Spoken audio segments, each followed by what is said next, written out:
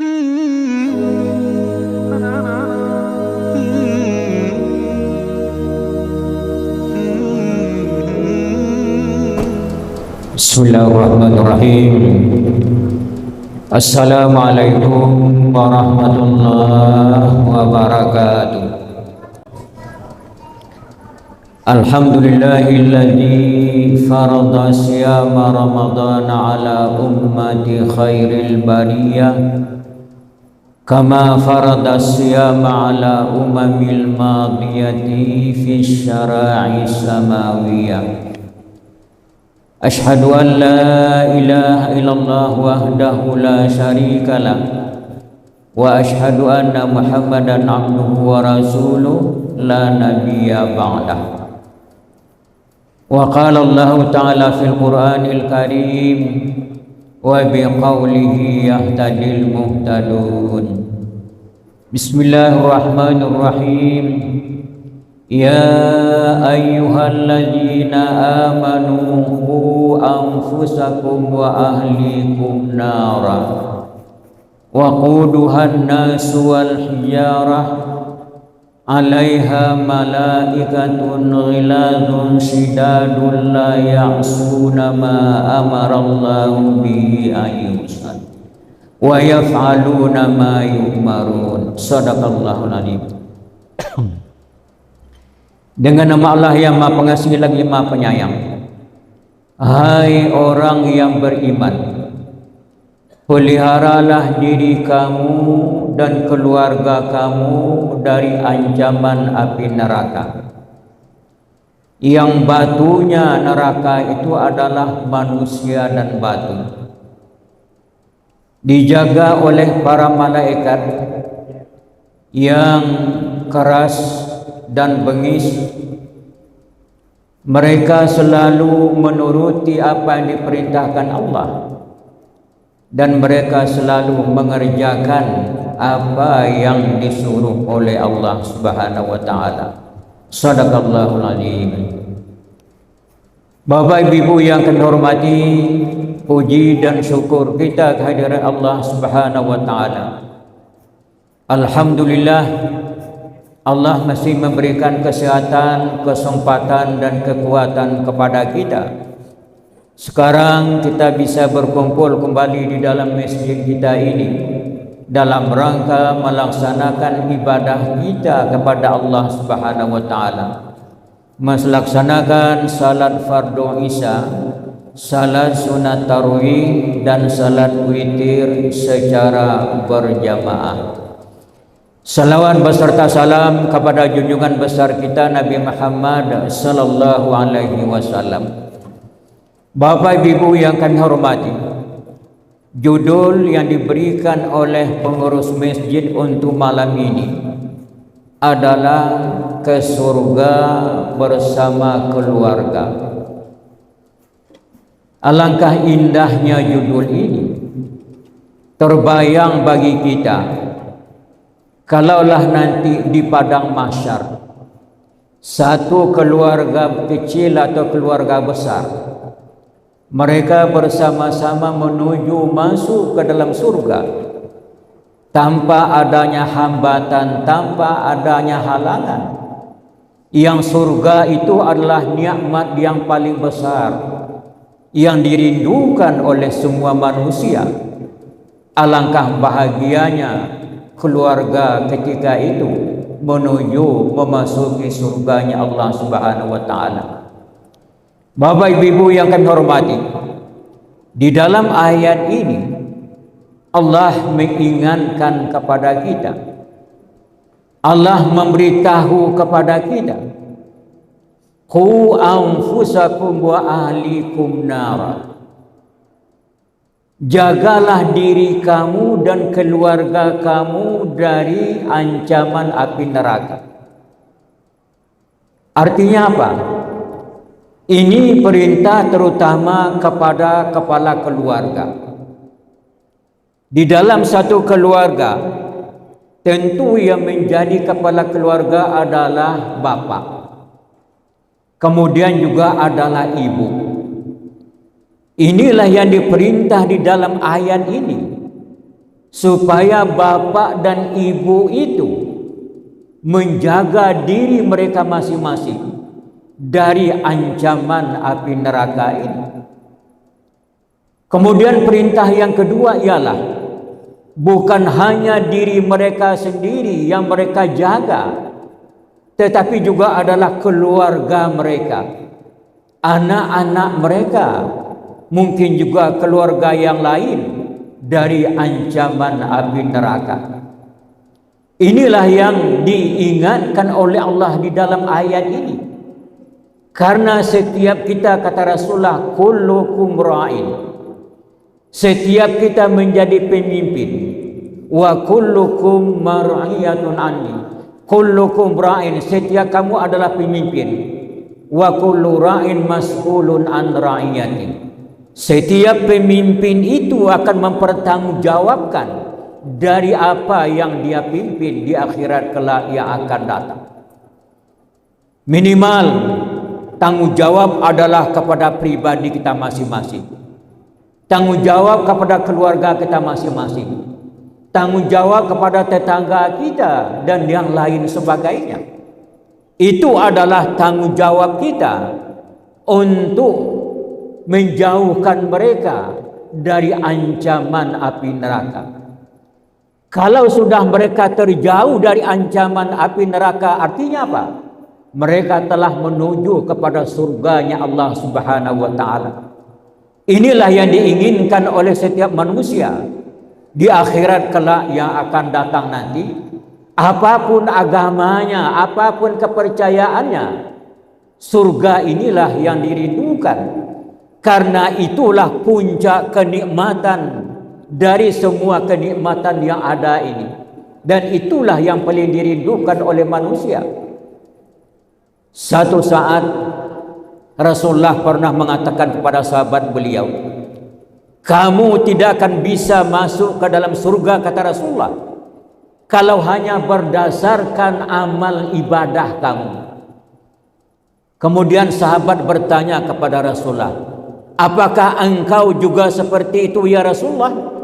Apa kata Rasulullah? Iya, kecuali illa ayyataghammadani rabbi birahmah, kecuali Allah melimpahkan kasih sayangnya kepadaku sehingga aku bisa masuk ke dalam surga itu, kata Rasulullah.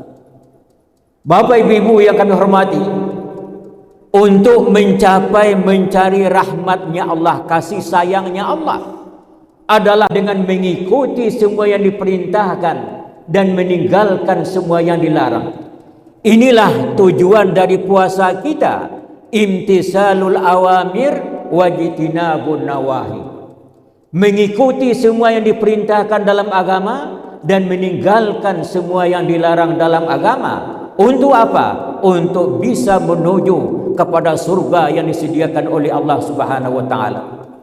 Bapak ibu yang kami hormati, jadi kita kembali bahwa di dalam satu keluarga yang menjadi penanggung jawab adalah bapak dan ibu.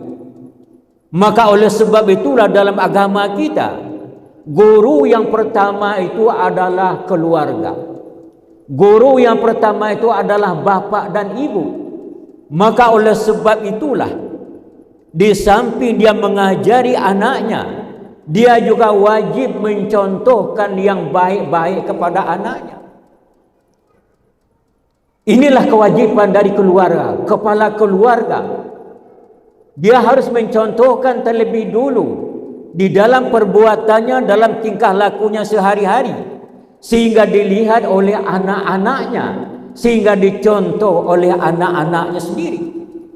Inilah di antara kewajiban kepala keluarga. Kemudian di samping itu, di saat mereka barangkali sudah mampu untuk berbuat yang baik, malah di dalam syariat agama kita, seorang anak sudah mencapai umur kira-kira 7 tahun, maka kita sebagai orang tua menyuruh anak kita, membimbing anak kita untuk bisa melakukan salat. Kemudian kata Rasulullah, apabila sudah sampai umurnya 10 tahun masih sering juga meninggalkan salat, maka kita boleh memukulnya. Tentu memukul dengan kasih sayang, bukan dengan kekasaran, bukan dengan sesuatu yang mengakibatkan fatal bagi anak itu sendiri. Inilah syariat agama kita. Jadi di samping contoh tauladan yang ditunjukkan oleh orang tua, kemudian dibimbing anak-anak kita untuk mengerjakan syariat agama. Diajarkan untuk mendirikan salat, ditunjukkan bagaimana cara melaksanakan salat, kemudian dibimbing juga untuk mengerjakan ibadah puasa, sehingga dia di samping kita memberikan pengertian kepadanya, dia telah melihat kita terlebih dulu berbuat apa yang kita sampaikan kepada mereka itu. Ini akan lebih memantapkan pemahaman mereka, karena di samping pengetahuan kita berikan kepada mereka, contoh tauladan yang baik kita berikan juga kepada mereka. Bapak Ibu yang kami hormati, maka oleh sebab itu, sesuai dengan perkembangannya, tanamkan akidah yang kuat, keyakinan yang kuat kepada Allah Subhanahu wa taala. Mulai ansur-ansur berikan pengertian dari salat, pengertian dari puasa, pengertian berbuat baik kepada orang lain dan yang lain sebagainya. Ini adalah kewajiban orang tua yang pertama kali terlebih dulu. Bapak Ibu yang kami hormati, kemudian yang kedua yang paling penting juga ialah bahwa kepala keluarga wajib memberikan nafkah, memberikan makanan yang diyakini bahwa itu adalah halal, yang akan dikonsumsi oleh semua keluarga. Ini adalah kewajiban kepala keluarga. Kita lihat di dalam surah Al-Baqarah ayat 168, Allah mengatakan, Bismillahirrahmanirrahim, Ya ayuhan nas kulu mimma fil ardi halalan tayyiba wa la tattabi'u khutuwatis syaitan innahu lakum aduwwum mubin. Apa kata Allah? Hai manusia, makanlah apa yang ada di atas bumi itu yang halal lagi baik. Jangan sekali-kali kamu mengikuti langkah-langkah syaitan. Inilah peringatan Allah kepada kita untuk selalu mengkonsumsi yang halal yang baik, baik untuk pribadi kita, begitu juga untuk anak-anak kita. Memakan yang halal yang baik sangat berpengaruh dalam kehidupan seseorang. Di dalam syariat agama kita, kalau kita lihat tafsir Ibnu Katsir, di dalam menafsirkan ayat di atas tadi, apa kata beliau? Allah tidak akan menerima salat seseorang kalau di dalam perutnya itu ada sesuatu yang haram.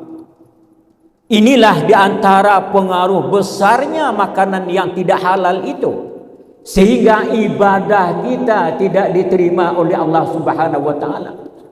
Bagaimana anak-anak kita akan menjadi anak-anak yang saleh atau salehah, yang dimakannya, yang dipakainya adalah yang haram dalam syariat agama kita? Maka oleh sebab itulah kewajiban dari setiap kepala keluarga untuk memberikan nafkah kepada keluarganya yang dia yakini bahwa itu adalah halal lagi baik. Bapak Ibu yang kami hormati, memakan yang haram akan juga berpengaruh kepada doa seorang. Allah tidak akan menerima doa seseorang kalau yang dimakannya, yang dipakainya itu adalah yang haram. Kemudian yang berikutnya ialah orang yang memakan yang haram, kemudian dengan makanan yang haram itu akan menumbuhkan daging di dalam tubuhnya. Apa kata ahli hadis Ibnu Tabrani? Daging yang tumbuh dari yang haram itu tidak ada yang lain yang layak tempatnya kecuali Allah neraka jahanam. Artinya apa? Daging yang tumbuh seperti itu tuh, maka nanti tempatnya adalah neraka jahanam. Kemudian salah seorang ahli tafsir Ibnu Katsir mengatakan bahwa memakan yang halal itu akan menimbulkan kebaikan. Kebaikan bagi diri orang yang memakan dan kebaikan bagi orang lain. Dari mana dia mengatakan itu? Dari ayat surah Al-Mu'minun ayat 51, Allah mengatakan, Ya ayyuhar rusul kulu minat taibati wa'malu salihah inni bima ta'maluna alim, kata Allah. Wahai para rasul, kata Allah, makanlah yang baik dan kerjakanlah amal-amal salih. Di dalam ayat ini ada dua kata. Kata yang kedua adalah wa'malu salihah. Yang pertama adalah memerintahkan memakan yang baik, yang halal. Dari dua kata yang seiring ini, maka Ibnu Katsir mengatakan memakan yang baik, memakan yang halal akan membawa manfaat bukan hanya kepada yang memakan itu, tetapi juga kepada orang lain. Inilah di antara pengaruh memberikan makanan yang halal ke dalam keluarga, maka akan melahirkan yang tidak baik. Kita ingin anak-anak kita menjadi anak yang saleh, anak yang taat menjalankan syariat agama, anak-anak yang bisa bersama kita nanti masuk ke dalam surganya Allah. Maka didiklah mereka, bimbinglah mereka, berilah mereka makan dan minum, berilah mereka pakaian dengan yang halal di dalam syariat agama kita. Inilah syariat agama kita. Kemudian bimbing anak-anak kita di dalam memahami agama, apakah kita langsung atau guru yang lain. Apalagi kalau kita mampu menjadikan anak kita menjadi anak seorang yang hafiz. Rasulullah mengatakan, seorang anak yang hafiz atau hafizah, maka nanti di padang mahsyar Allah akan memberikan kalung dari emas kepada orang tuanya. Apalagi kepada anaknya tentu lebih dari itu. Dan anak ini bisa membawa keluarganya masuk ke dalam surga insyaAllah. Bapak ibu yang kami hormati, oleh sebab itu marilah sama-sama kita berusaha untuk bisa memasukkan diri kita, keluarga kita menuju surga yang dijanjikan oleh Allah Subhanahu wa taala. Bagi siapa? Bagi orang yang mengikuti semua perintah dan meninggalkan semua larangannya. Akhiru kalam billahi taufiq wal hidayah. Wassalamualaikum warahmatullahi wabarakatuh.